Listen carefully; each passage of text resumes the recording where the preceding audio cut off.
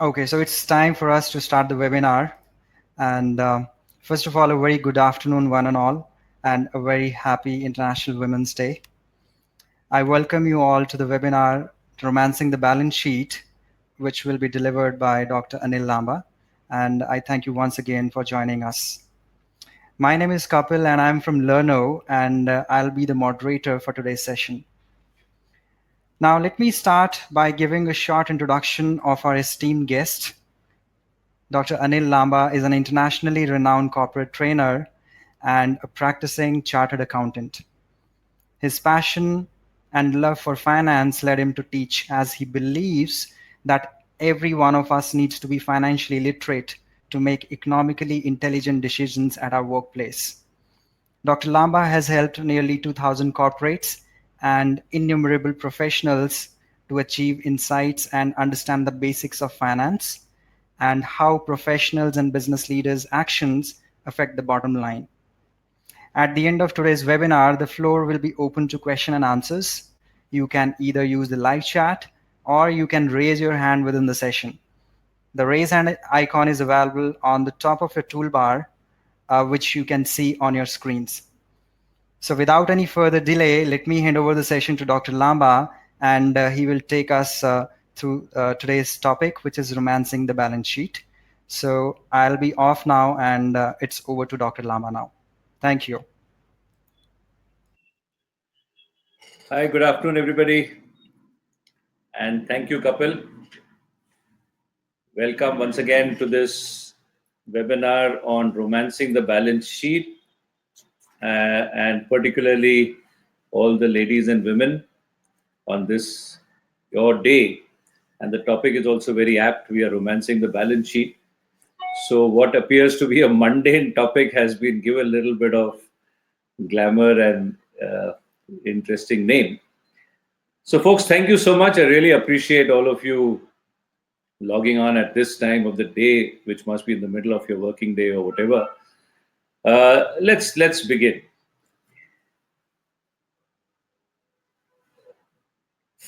Let me ask you a question to start with. These three names that you see in front of you, had I asked you what business are these three companies in, chances are the answer received would have been Tata Motors is into automobile manufacturing, Wipro is an IT services company, Hilton is a hospitality company. Is that right? Answer is that is not right. That's actually wrong. All these three companies are actually in the same business. Can you not hear me? Oops. Kapil, can you hear me? Yes, some of you can hear. So some people are mentioning they cannot hear. So I'll carry on. So I was saying these three companies are actually in the same business. And never to forget that the business of running a business enterprise is to make profit. Tata Motors does not make automobiles just for the pleasure of making automobiles.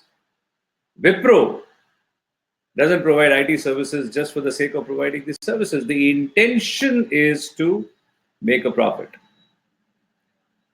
Second question I want to ask you today, can you tell me by a show of hands, or if that's difficult, just in your mind you answer this question, how many of you are non-finance persons? Now, had this been a live class, I'm sure I would have seen several hands going up. And in my opinion, not a single one of you can afford to say that you are a non-finance person. So that raises an interesting question. I mean, you could be entrepreneurs, you could be working in the marketing department, sales department, HR, you could be a doctor, you could be another kind of a professional. And obviously your answer will be, yes, I am a non-finance person. And I'm saying you should not say so. So problem seems to be in the way you seem to be defining who a finance person is and how I am defining.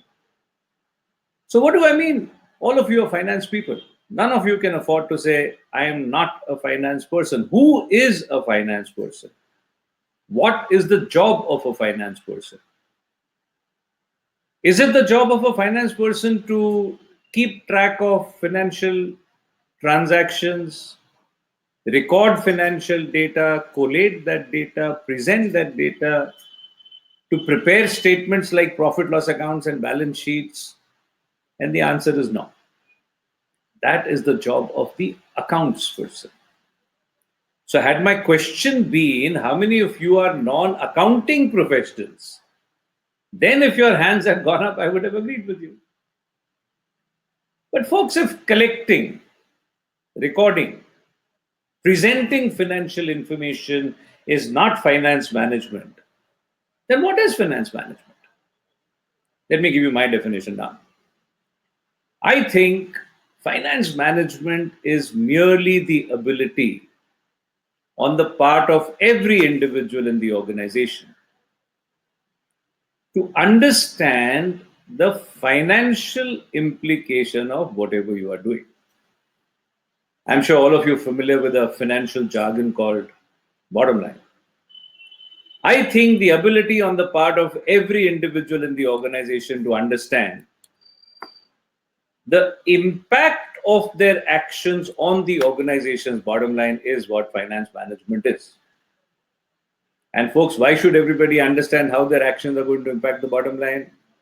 So that as far as possible, every individual does those things that impacts the bottom line positively and avoids doing things that hurts the bottom line. Folks, this is what finance management is. Then I think every individual in the organization whose actions have the power to affect the bottom line is a finance person. So now if I ask you how many of your actions affect your company's bottom line, I'm sure all hands will go up. And then when people like you say, I'm a non-finance person, I kind of interpret that answer to be, you are saying, I don't care how my action will affect my company's bottom line. But that's ridiculous. You should be doing nothing without ascertaining. Are you strengthening that bottom line positively or are you hurting it? Folks, do everything that has a positive impact on the bottom line. Do nothing that hurts the bottom line. What I'm trying to tell you is, if you are the so-called non-finance person, that means you're a production guy, you're an engineering person, you're a sales person, you're an HR person. Folks, organizations make profits due to actions taken by all of you. People sitting in the accounts department, which many of us wrongly call as finance, they are doing a post-mortem. They don't generate profit, they calculate the profit. So my question to all of you is, should we call the actions that generate profit as finance management, or should we call the actions that calculate profit as finance management? It's the generation. But I do understand when you say, I'm a non-finance person, you are expressing maybe your lack of knowledge inputs in the subject of finance. So, which is what we're going to try and plug in this kind of programs. So, let me start right away because the time is limited. Let me first introduce you to these financial statements. I'm sure you all heard of a statement called profit loss account. Every organization makes it. Why is a profit loss account made? Even if you've never heard of this statement before, reading the title tells you why it is made. A profit and loss account is made to find out whether the organization has made a profit or a loss. But a more important question is, why would you want to know are you making profits or not? Carry on doing whatever you're doing. Why would you want to know have you made a profit or not? This I've already answered. What's the objective of running a business? What business is Wipro in? What business is Tata Motors in? You're all in the business of making profit. And if the objective of business was to make a profit, then every now and then you better stop doing whatever you are doing, take a step back, find out are you making profit or not? Because if you are not making profit, you have defeated the entire objective of starting a business. But the question is, how do you know are you making profit or not? Folks, do you think if I'm driving past an industrial area, do you think it's possible for me to walk into an organization, look at the quality of infrastructure, look at the number of people working over there, see the level of busyness, and conclude it's a profit making organization? Is it possible that this wonderful looking, very, very busy looking place is actually deep in trouble? Is it equally possible that I may come across a humble looking shed somewhere and that person makes a profit? Possible. So, folks, if business is all about profit, how do you know are you making profits or not?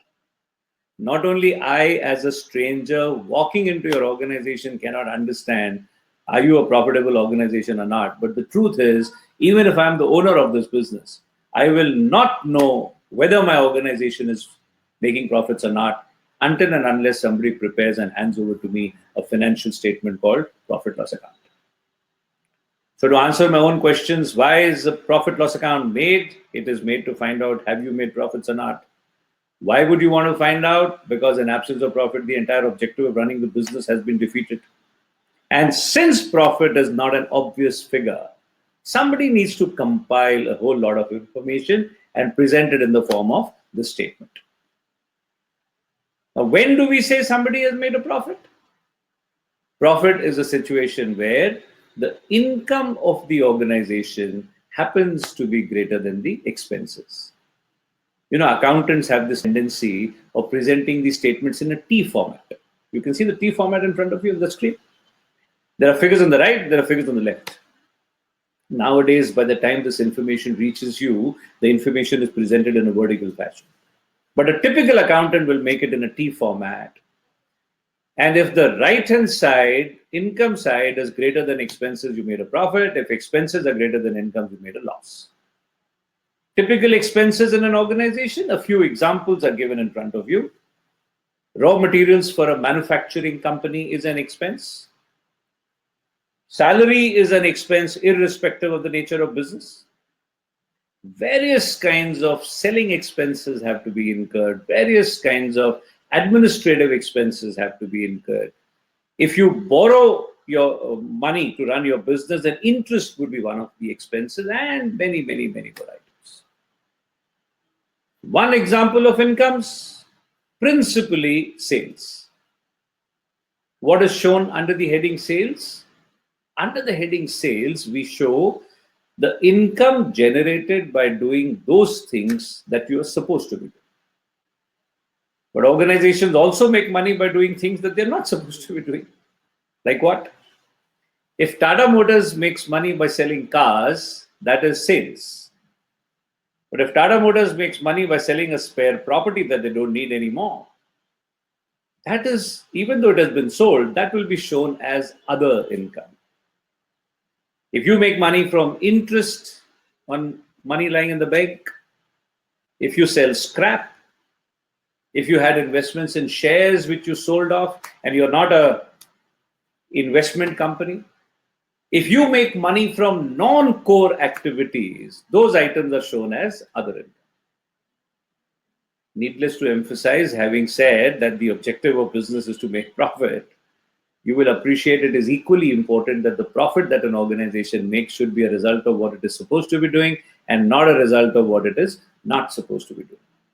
Which means even if you come across a highly profit-making profit loss account, I think you should get very worried about that organization in case you find most of the income has come from other income. It is essential that sales is responsible for the biggest chunk of income, and the difference between right and left is called profit, which is written on the left-hand side. Some of you not having an accounting background may find it funny. Why is profit listed on the expenses side? Because profit is usually something positive. Of course, here profit can be positive or negative, but profit is written on the expenses side merely to balance these statements. Meaning, if a company would be said to have made a profit only if, let's say, the income side is 100 and expenses side is 90. But you're supposed to write 100 on both the sides. So therefore, when an organization makes a profit, necessarily the balancing figure appears on the expenses side. Conversely, if they make a loss, the balancing figure appears on the income side. It can confuse non-accountants sometimes. Throughout the program, today's webinar, as well as the subsequent program that we are launching, I will avoid using jargon, financial jargon, but using a little bit of jargon, folks. This number on the top right hand side of the profit loss account is called the top line, and this figure on the bottom left hand side is called the bottom line. What is business all about, folks? Are we in business to generate top lines, or are we in business to generate bottom lines? Normally, when I'm addressing a mixed group, production, sales, marketing, HR, normally the answer to this question tells me how many people in the room are linked to the sales function and how many are not. Salespeople get a little offended when you say business is about bottom line. I'm getting some answers. Many of you are saying top line, and that is a little worrying, but that's very common. Folks, business is all about generating bottom line. Deepak says both. Deepak, I agree with you. And when the salespeople feel offended when I say business is about bottom line, I also tell them I'm not underestimating the importance of top line. There cannot be a bottom line without a top line. So your answer of both is right. But folks, when I emphasize on the bottom line, what I mean is, we are not here to generate just about any kind of sales. The sales that you bring has to be such, the terms on which you have sold have to be such, the prices on which you have sold have to be such, the credit period offered to the customer has to be such, which eventually results in a healthy bottom line. Folks, top line is a means towards achieving an end, and the end is to have a decent, a healthy bottom line. But much more about this later. Today, just I'm introducing these statements to you. Now let's look at the balance sheet. Have you seen a balance sheet? Many of you might have, some of you may not have. Folks, balance sheets contain liabilities and assets. Profit loss account contains incomes and expenses. Balance sheets list out assets and liabilities. Some typical examples of liabilities, a term which might need explanation for some of you, is capital. Capital is the contribution made by the owner. Otherwise, liabilities means what you owe, what you have borrowed. So loans are liabilities. Creditors, the money that you owe your suppliers, these are liabilities. And on the asset side, folks, if creditors are liabilities, you will appreciate debtors will be assets. If an overdraft in a bank is a liability, then money in the bank has to be an asset. For manufacturing and trading companies, a very, very important asset is something called inventory. Equity is this capital. So that's a liability. And folks, these items, the debtors, the bank balance, the inventory, are shown under a heading called current assets. And the bigger assets in value are stuff like land and building and machinery. These appear in a balance sheet under a heading called fixed assets. So what I've shown you on the screen right now is a typical representation of what a profit loss and balance sheet will look like, a condensed one, of course. How many of you know how to make balance sheets? I try to make it interactive, asking you questions every now and then. I know it's difficult to answer. Even on the chat box, you can give your answers. I'm sure many hands will go up that you are saying you don't know how to make a balance sheet.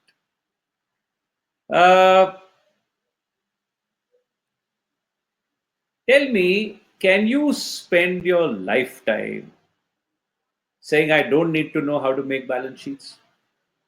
Answer is yes. If you don't know, no, Riaz, you can. If you don't know how to make a balance sheet, no big deal. Can you spend your lifetime saying, I don't need to know how to read a balance sheet? If you think so, you will pay a price. You or the organization will pay a price. Folks, if you don't know how to read a balance sheet, or let's say if you know how to read a balance sheet, it will come to your aid many, many times in your life. Who should know how to make balance sheets? Accountants. Who should know how to read balance sheets? I think everybody. If you're a business owner, without a doubt. If you're a CEO, you better know how to make balance sheet, but read balance sheet. But I think beyond a certain level, everybody in the organization should be familiar with reading of balance sheets. I've always said there cannot be a business, there can't be a managing director, there can't be a CEO who can ever afford to say, I don't need to know how to read balance sheets. If he says so, either he won't remain a CEO for long, or the organization whose CEO he is may not remain for long. Sooner or later, everybody realizes if I have to lead successful businesses, I have to learn how to read balance sheets. And the good news is, yes, of course, those who are aspiring, Varun, should know how to read, but those who are existing CEOs and MDs better know how to read, because otherwise the company won't last for long. Whenever I address a Tata Group company, which I do very often, I always tell them that, Mr. Ratan Tata can afford to say, I don't know how to make a motor car. And no big deal. Tata Motors can continue to flourish. But if Mr. Ratan Tata was to ever say, I don't know how to read a balance sheet, he will probably jeopardize the entire fortunes of the group. And I was saying the good news is, to learn how to read a balance sheet, you do not need to know how to make it. Because when I say every MD should know how to read balance sheets, I don't mean the MD has to be an accountant by qualification, not at all. But folks, if I was to teach you how to make a balance sheet, you see, people learn how to make balance sheets in commerce colleges, where they join in 11th standard, pass out 5 years later. And I think by the time they pass out, they have about a 50% understanding of a balance sheet. So the perception is it takes a long, long time to learn how to make balance sheets. Uh, but I can teach you how to make a balance sheet in case you're interested. You don't need it, but in case you're interested, I can teach you how to make a balance sheet in a jiffy. Today's webinar, the time is short, so I won't give you entire detail. But quickly, if you want to know how to make a balance sheet, what should you understand? Folks, all you need to understand is, so far as finance is concerned, everything that happens in an organization has only 4 options at the end of it. Which are the 4 options? A profit loss account lists out incomes and expenses. Balance sheets list out liabilities and assets. And folks, a profit loss and balance sheet are the end result of the entire accounting process. What is an accounting process? Everything that happens in an organization gets recorded.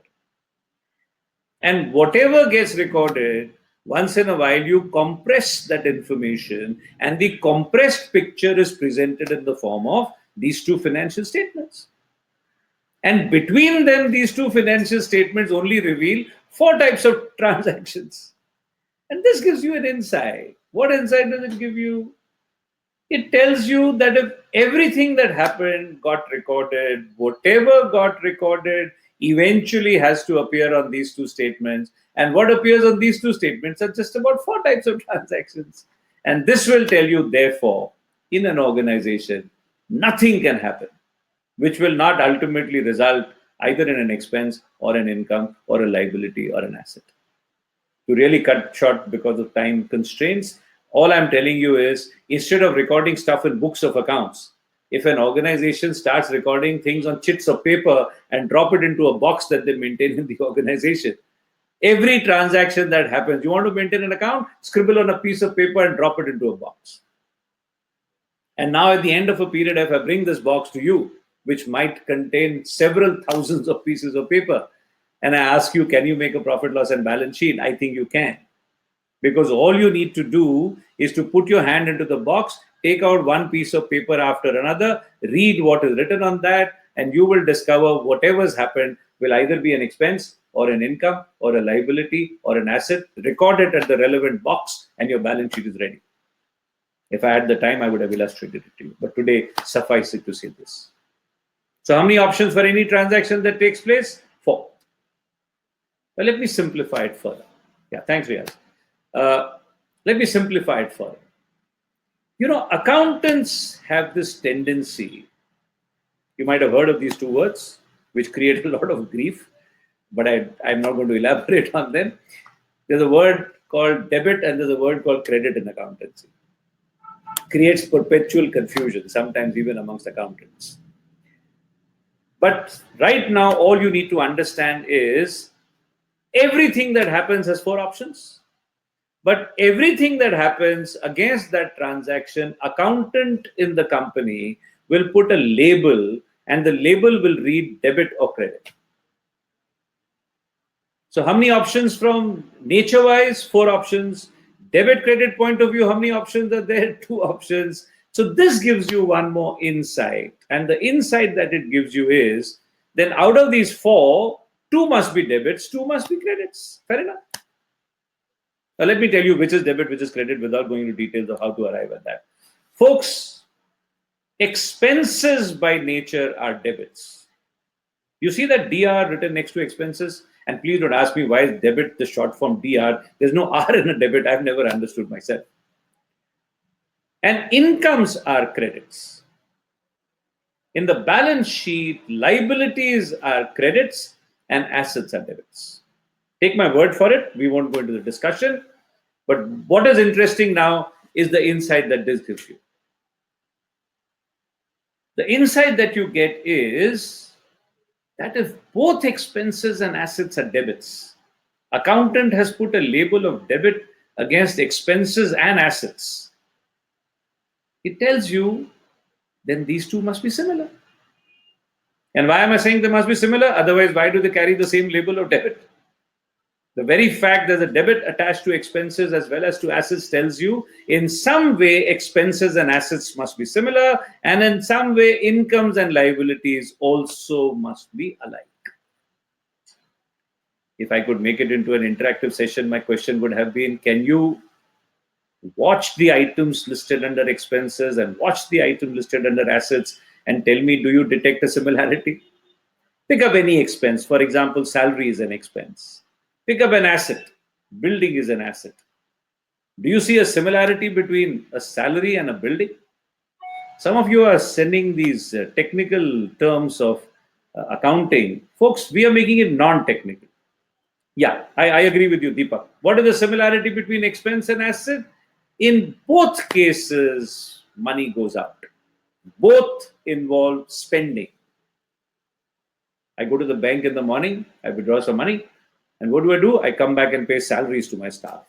Where will it appear? It will appear as an expense. Next morning, I go to the bank, I withdraw the same amount of money, but this time I don't use it to pay salaries. I go to the market and pick up a few tables for my conference room. Now, where will it appear? It will appear as an asset.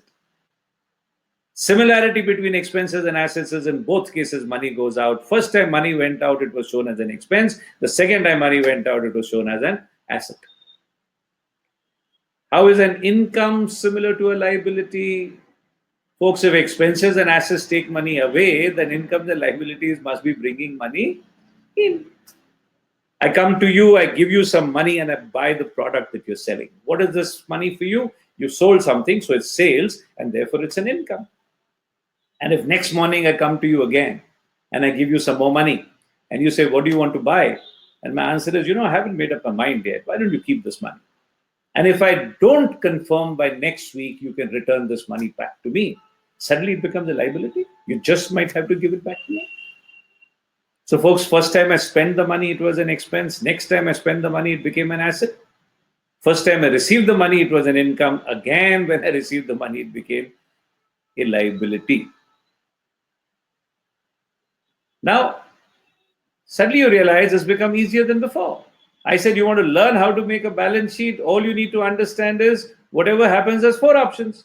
Now I'm saying you don't need to do that. Now, if you keep writing everything on chits of paper and dropping it into the box, and now if you remove one piece of paper after another, read what is written on that, you no longer have to choose out of four. Because first you read that piece of paper and figure out, has this transaction brought money in or has it taken money out? Folks, if money has gone out, you don't have to choose out of four anymore. You got to choose between expense and asset. Choose between two. And if money has come in, you got to choose between income and liability. Are we all comfortable so far?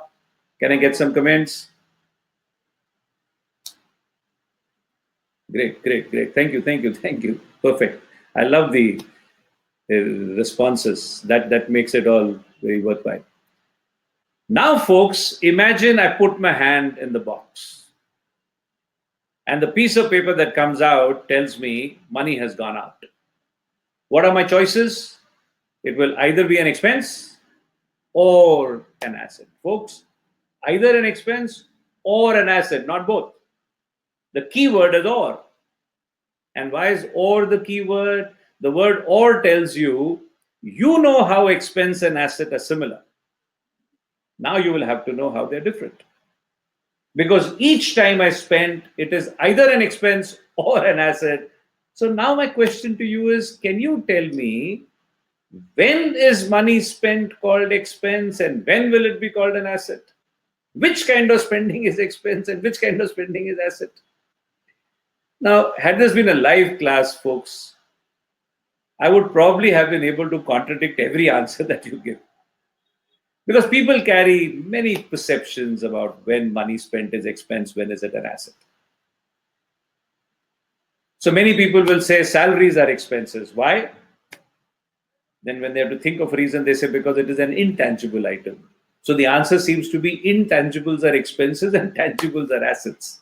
Then you have to point out to them, but there are intangible assets also, like patents and goodwill and so on.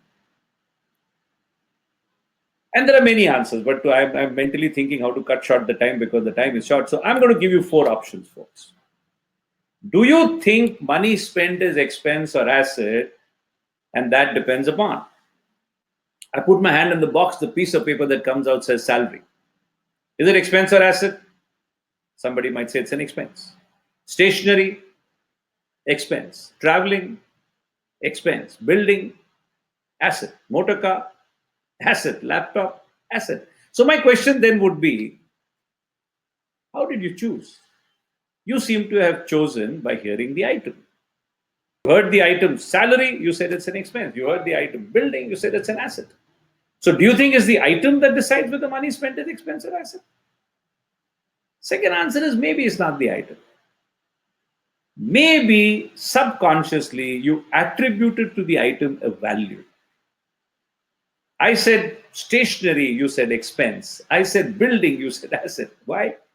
Because when I said stationery, you perceived small amounts to be spent. When I said building, you imagined the amounts to be bigger. So was it your tendency to call something an expense when you thought the value is small? And did you call it an asset when you thought the value is high? Or maybe you did not look at the value. Maybe you studied the life. I said salary, you said expense. Why? Say 30-day life. I said building, you said asset because you said life is long. So did you call something an expense when you perceived the life to be short? And did you call it an asset when you thought the life is long? And so on. There's some more options. But folks, the truth is, it is the life that decides whether money spent is expense or asset. And one clue you will get by looking at the title of these statements. The title of a profit loss account always is followed by the words for the period ending. A profit loss account could be for a month, could be for 6 months, could be for a year. But it's for the period ending, let's say for the month ending 31st Jan, quarter ending 31st March, year ending 31st December. It's always for a period. Which means if it's an annual profit loss account, every figure over there will be a cumulative figure of a year. Sales will be full year sales. Salary will be 12 months salary and so on. But folks, a balance sheet is always a statement of assets and liabilities as on. If a profit loss account is for the year ending 31st December, then the balance sheet will be on 31st December, which means the validity of every item in a balance sheet is only on that date, not yesterday, not tomorrow. Which means if you pick up somebody's balance sheet and there's a figure on the asset side called bank balance, which is say maybe a crore, the question to come to your mind has to be, gentlemen, when did you have a crore in your bank? Do you always keep a bank balance of 1 crore? Answer is no. Every day money comes in, every day money goes out. Then when is a statement that your bank balance is 1 crore true? Answer is that statement was true on the date on which the balance sheet was made. If the balance sheet is made on 31st December, on 31st December I had a crore.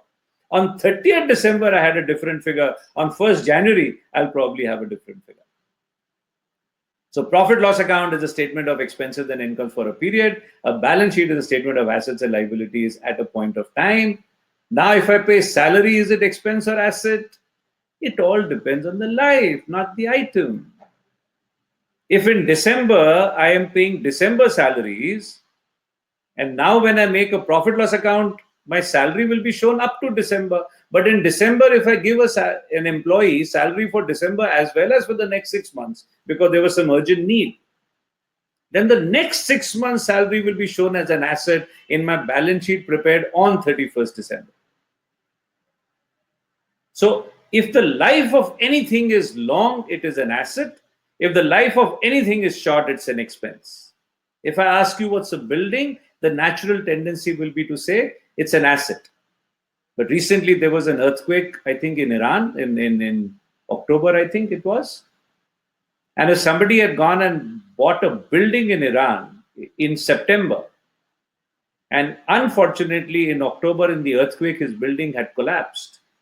And if he was now preparing a balance sheet on 31st December 2017, the cost of building would have been shown as an expense.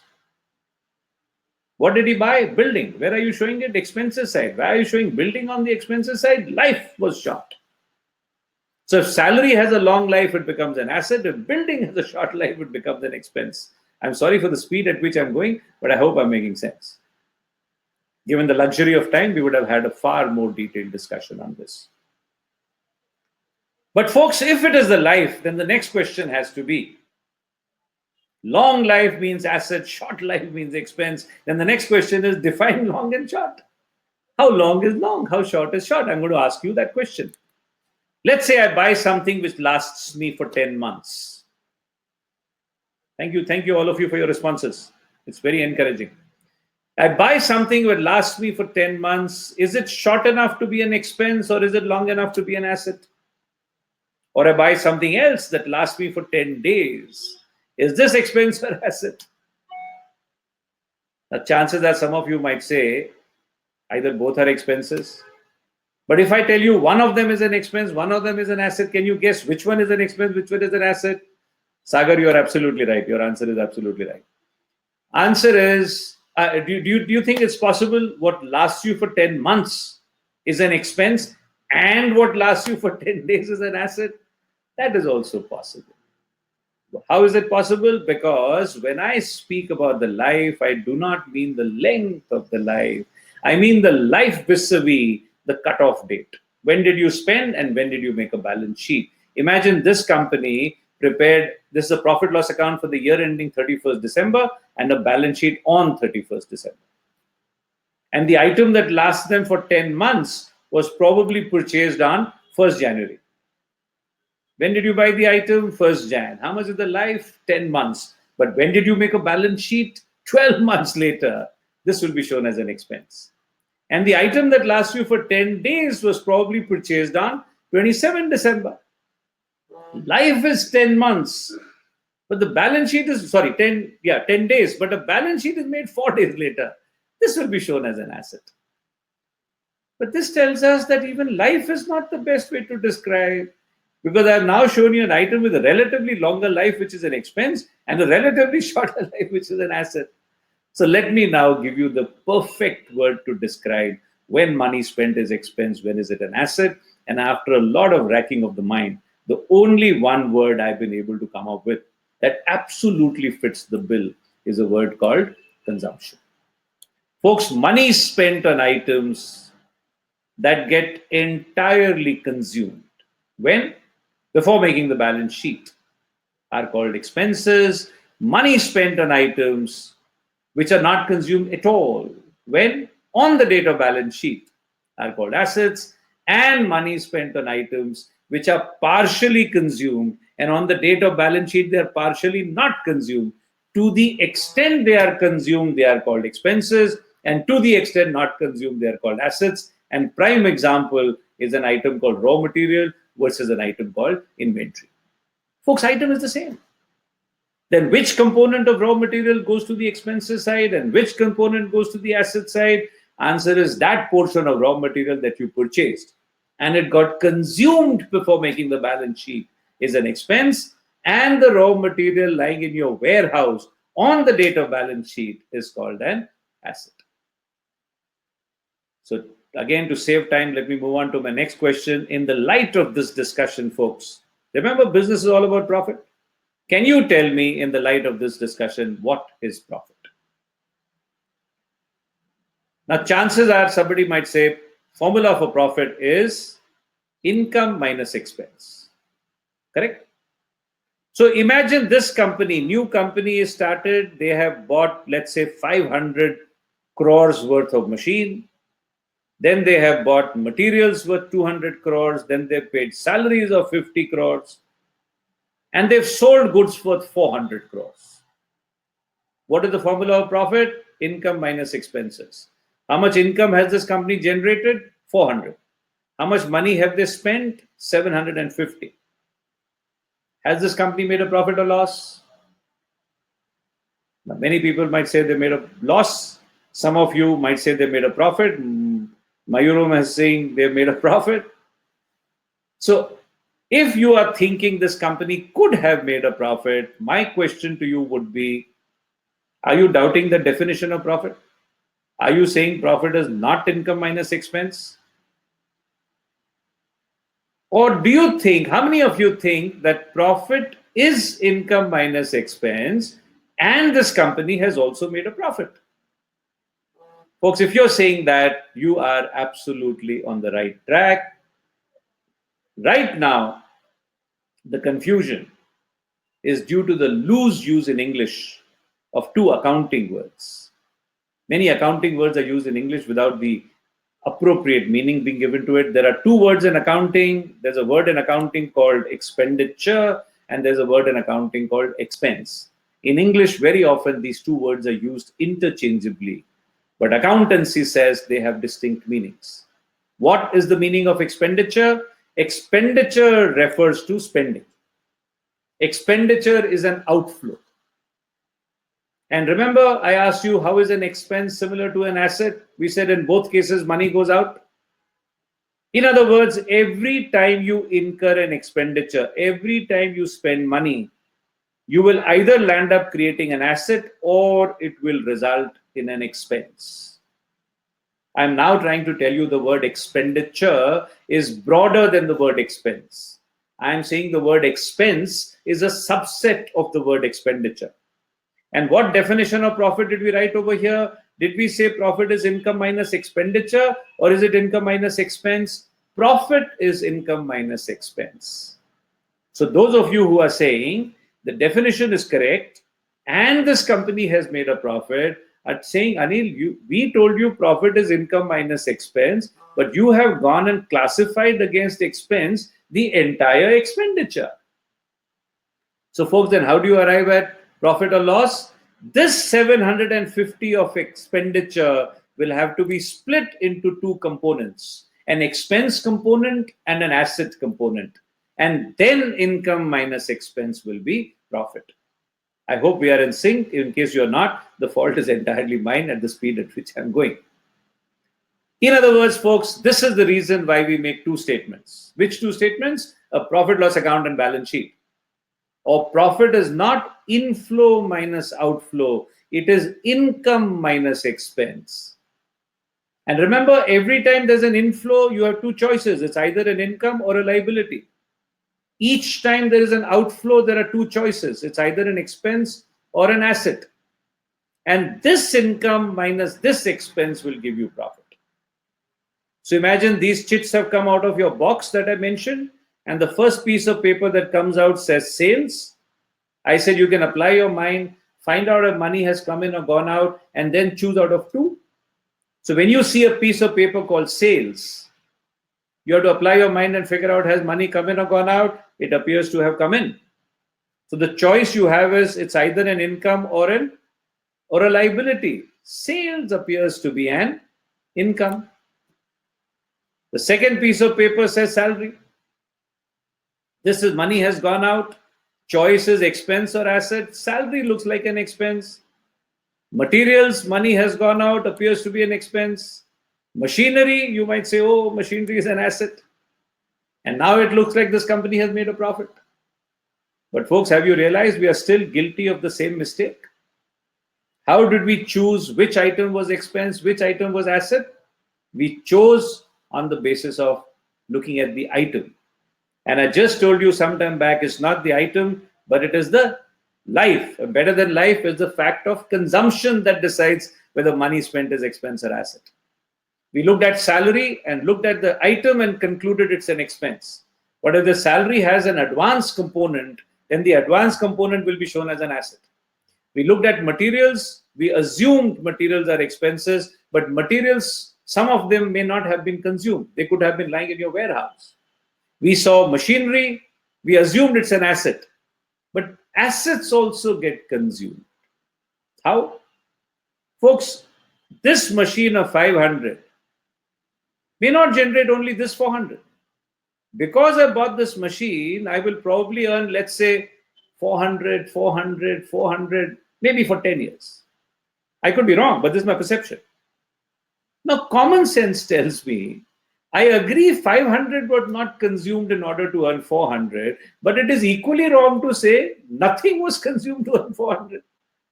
If this machine is going to last me for 10 years, then out of 10, I've already earned 400. Now it's going to last me for only 9 more years. So if not the entire 500, 1/10 of 500 at least has been consumed.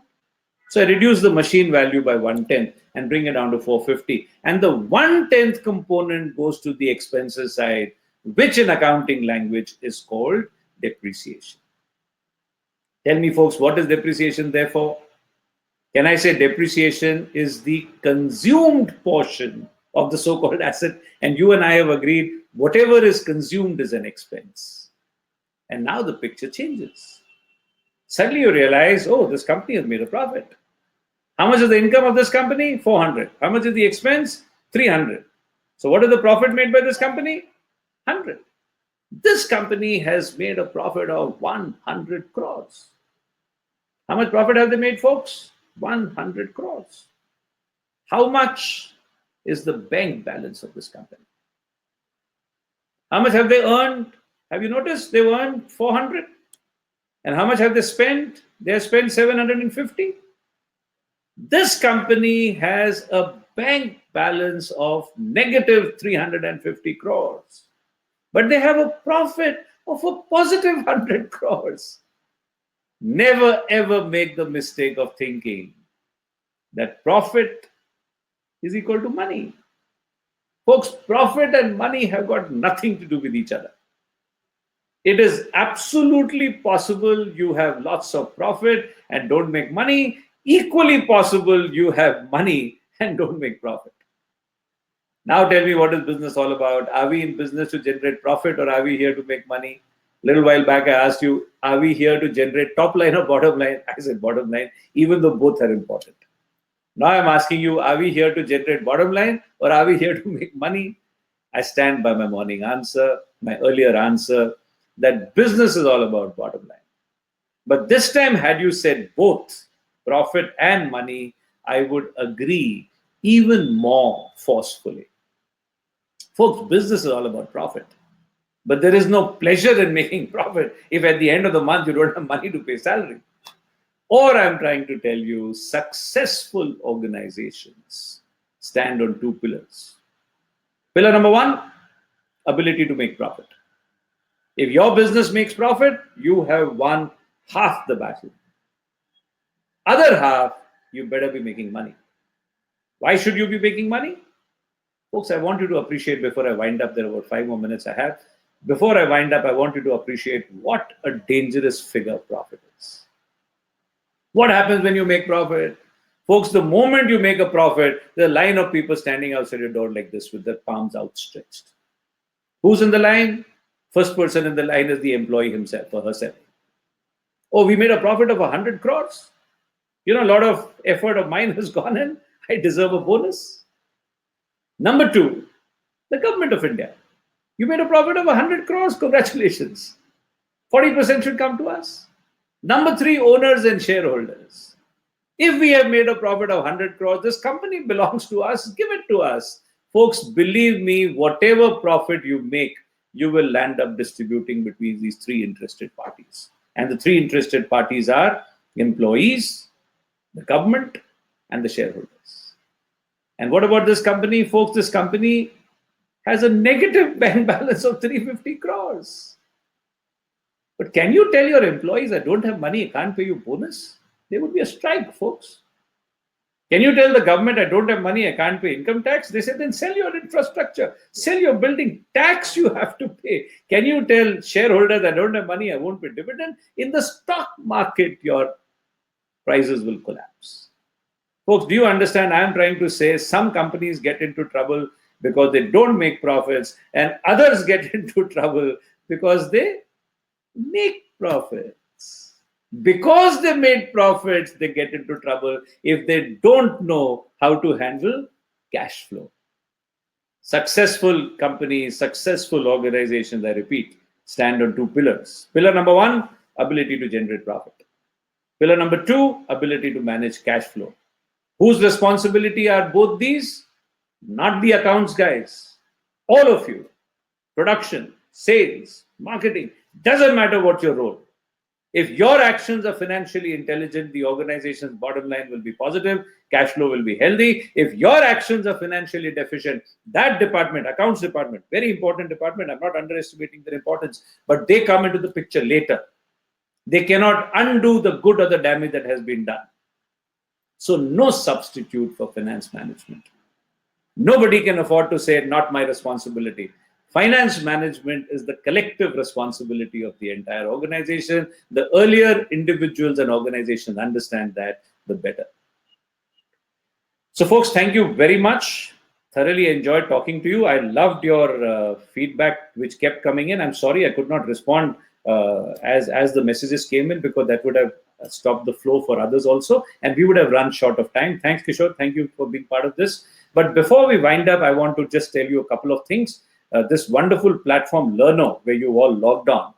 Learno is offering premium instructor-led courses. There are many, many hours of live interactive sessions also. You will get expert guidance from learner success managers, and Kapil was online with you a little while back. You will get access to professionally designed course material. There's plenty of material available on the net, which is very amateurish also. Learno will offer you professionally designed materials, and you will also get a certificate at the end of it. So far as the finance program is concerned, folks, we are offering two programs to you. There is an option to do a self-paced, video-based program. And you can do, I will be conducting an instructor-led 6 weeks program. The self-paced program, you can probably enroll right now after this if you wish. They're ready. This self-paced program will have videos as well as quizzes also. And the instructor-led program, once a week, I will be online with you. It begins on 1st of April. And there we will have quizzes as well as an assessment. But both the programs will give you a certificate at the end of it. So I will urge you, as soon as this webinar gets over, the screen that will come, you can click on that and get onto the Learno site, and you can enroll for these programs if you wish to. So once again, thank you so much. I enjoyed myself. I hope you did too, and look forward to chatting with you again sometime soon. Thanks so much. Kapil, over to you. Thank you so much, sir. Thank you for sharing your wonderful insights. Before we close, just wanted to confirm from Dr. Lamba, sir, do we have 5 minutes for Q&A, or shall we end this session now?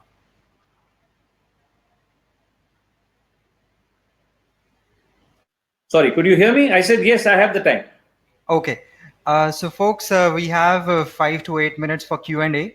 In case anyone has any doubts, they can please type their questions on the chat so that Dr. Lamba can address them. Should I be on the screen, Kapil? You can be on, sir. You can be on video. Yeah. Okay, sorry, I put off my camera. So one of the questions I earlier noticed was from Swati. She asked about explaining the cash flow. What does cash flow means? Mm-hmm. Yeah. Swati, you must have seen that in the profit loss account, it doesn't represent the cash flow because money has been spent but doesn't appear as an expense. It goes to the balance sheet, and therefore the profit could be more than the money or less. So in case of cash flow, we consider those items which have actually brought the money in and those items which have actually taken the money out. What do I mean by that? If you make a sale of products, you could have sold it on credit. The customer might pay you month, 2 months, 3 months later. But in accountancy, that sales is shown as an income the moment you sold the goods. So there is an income, but there is no money coming in.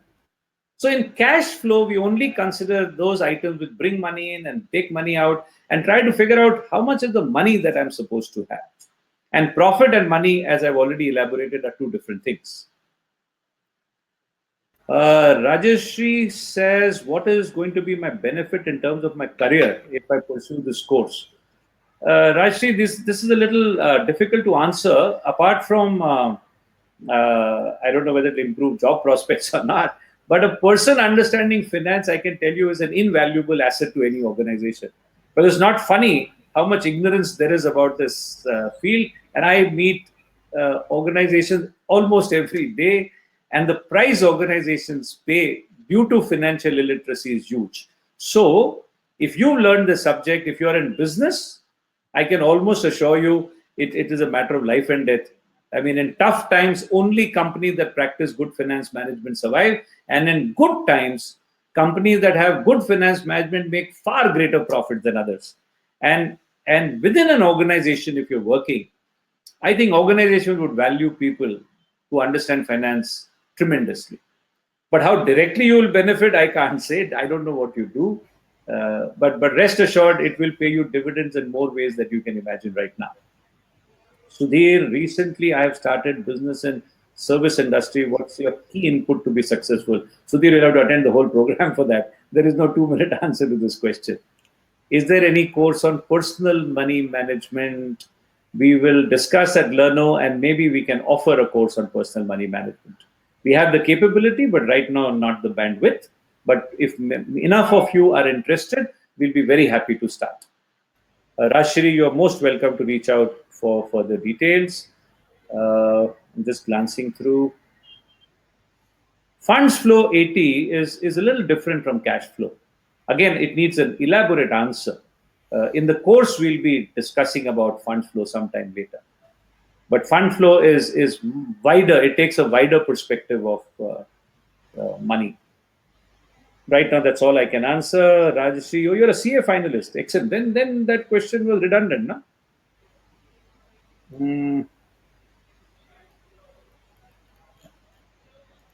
Okay, sir, I think you have answered most of the questions which were posed. Wonderful. Yeah. Wonderful. So thank you so much, Dr. Lamba, again for your valuable time, and thank you everyone for being a part of this session. Just few announcements, as Dr. Lamba announced that once this webinar is over, you will be redirected to learno.co, where you can see courses on good finance management. And as Pavi has already mentioned that you can also contact us on WhatsApp.